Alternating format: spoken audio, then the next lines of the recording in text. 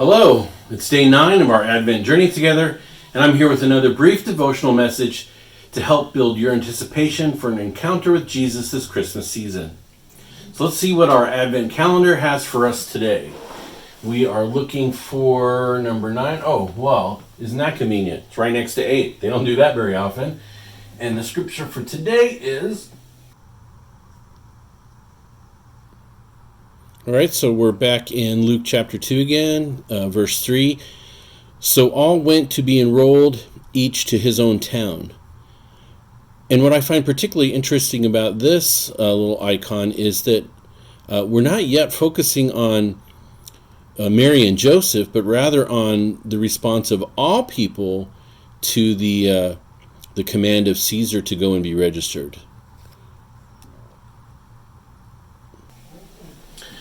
Well, what's so interesting about that? Well, we often talk about how Caesar's decree was what brought Mary and Joseph to Bethlehem. But we don't always think about how many other millions of people were affected by that same decree. Mary and Joseph weren't the only ones who had to travel long distances and suffer inconvenience and hardship because of it. And the thing is, I don't think this is accidental. These people aren't just collateral damage in God's purposes for Mary and Joseph. I think God's plans are often multifaceted, with the same events realizing different purposes for different people all at once. How God does this, we can usually only guess because he doesn't share the details with us.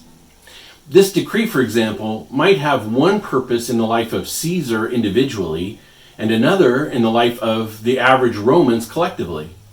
Meanwhile, God may have an entirely different purpose going on in Greece or Egypt among the people there, and all of this while he's also using it to fulfill the prophecy that Jesus would be born in Bethlehem for his people Israel, which the people in Rome, Greece, and Egypt know nothing about.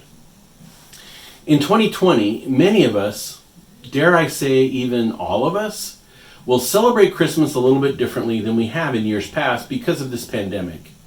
And even though we're all being impacted by the same events, God is using them in our lives differently.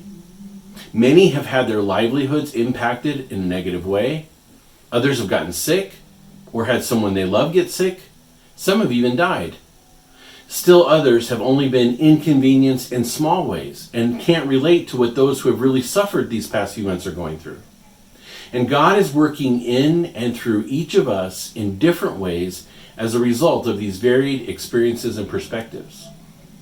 So when things happen in our lives to inconvenience us, or worse, it's always good to think about what God is trying to do in our lives through the event. But don't forget to also give some thought to what God's purposes may be in the lives of other people at the same time with that same event. And especially to how he might want to work through me in the lives of others. These are questions particularly worth thinking about this Christmas. Thanks for listening. God bless you, and Merry Christmas.